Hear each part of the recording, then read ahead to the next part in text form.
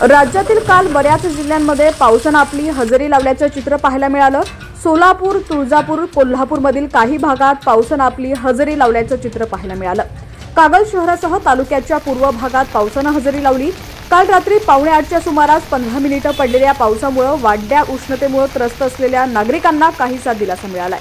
इचलकरंजी शहरात सोमवारी रात्री काही भागात पावसानं हजेरी लावली। हलकी एकसर येऊन गेली, त्यामुळे नागरिकांची तारांबळ उडाली। बेळगाव जिल्ह्यातील काही भागातही पावसाच्या सरी बरसल्या। इचलकरंजी शहरातील यशवंत कॉलनी, कोल्हापूर नाका, जवाहर नगर, स्टेशन रोड, गणेश नगर, शहापूर या परिसरात पाऊस झाला।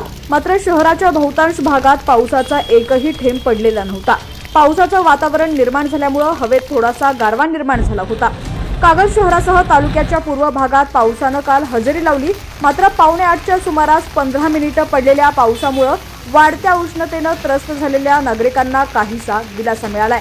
सांगाव, सुळकुड, रणदेवीवाडी, MIDC परिसरात पावसानं हजेरी लावली।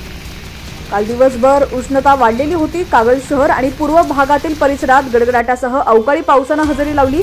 सुमारे 15 मिनिटं पावसाच्या हलक्या सरी पडल्या। पावसामुळे वातावरणात काहीसा गारवा निर्माण झाला।